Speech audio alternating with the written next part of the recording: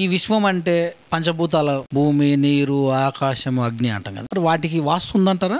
వాస్తు ప్రకారం ఉన్నాయి అవన్నీ? అసలు వాస్తుశాస్త్రం అంటే పంచభూతాత్మకమైనటువంటి మిళితమైనటువంటి శాస్త్రం ఇది. ఈ వాస్తుశాస్త్రముకి ఈ పంచభూతాలకి అవినాభ సంబంధం ఉన్నది.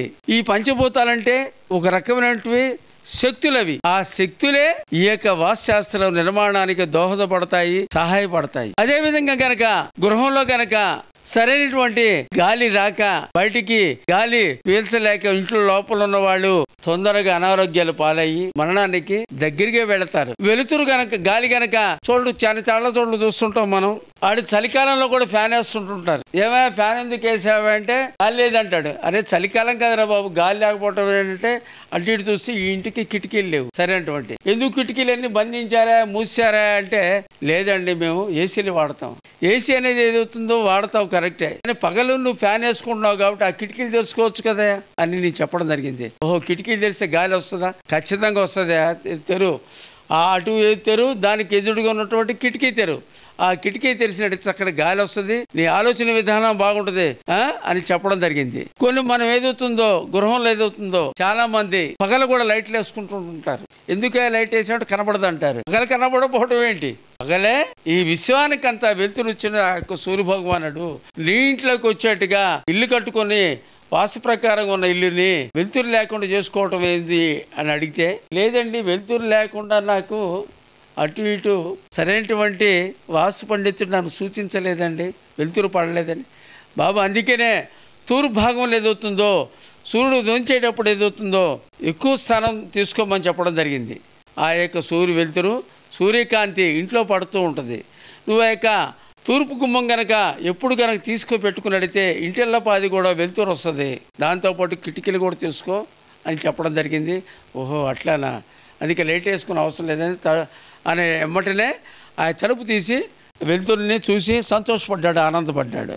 అయితే ప్రకృతిలో ఏదవుతుందో గట్టిగా వర్షాలు వచ్చి పంచభూతాల్లో ఒక భూతం ఏదవుతుందో నీరు, ఆ నీరు కనుక అధికంగా కనుక వచ్చి అతల కుతలం చేస్తే ఈ యొక్క భూమి మీద ఉన్నటువంటి మానవులు కూడా చల్లాచెదురైపోయి దేనికి పనికి రాకుండా అయిపోతారు. అగ్ని గనక ఒక విధంగా కూడా అంతే ఆ శక్తి కలది.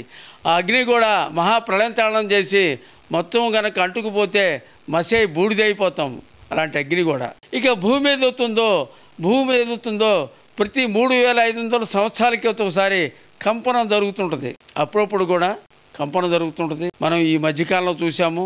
300-500 సంవత్సరాల క్రితం ప్రళయం వచ్చి భూమిలోకి వెళ్తుంటుంది. కానీ భూమి అప్పుడప్పుడు మీకు భూకంపాలు వచ్చినవి స్కేల్ మీద ఎంత ఉంది, అంత స్కేల్ మీద ఉంది, ఈ దేశంలో ఎంత ఉంది, ఆ దేశంలో ఉందంటారు. ఇక భూకంపాలు ఏదవుతుందో రావడానికి ప్రకృతి ఏదవుతుందో మనకు గనక సహకరించని పక్షంలో ఏదవుతుందో చాలా మనం మానవాళి ఏదవుతుందో సర్వ మానవాళి ఏదవుతుందో కూడా దంచుజాలంగానే నశించిపోయే అవకాశం ఉంటుంది.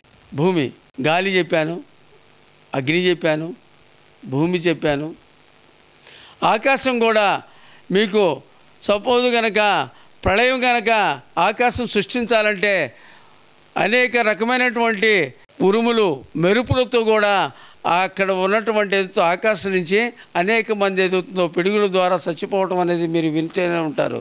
వృక్షాల ముందు ఉన్నా కూడా, సెల్ ఫోన్ మాట్లాడుతున్నా కూడా ఈ యొక్క ఏదవుతుందో అందుకనే చెట్ల కింద ఏదవుతుందో మన పూర్వీకులు ఏదవుతున్నారో చెట్ల కింద ఉండొద్దు బాబు వర్షాలు వచ్చినప్పుడు అని చెప్పడం జరిగింది. ఆ కొద్దిసేపు ఏదవుతుందో వాళ్ళు తలదాచుకోవడానికి వెళ్తుంటారు, కానీ నష్టపోతుంటారు. ఆకాశము ప్రళయతాండవం చేస్తుంటుంది. కాబట్టి ఈ యొక్క పంచభూతాల్లో కూడా ఆకాశం కూడా మనకి అనేక విషయాలు చెప్తుంది.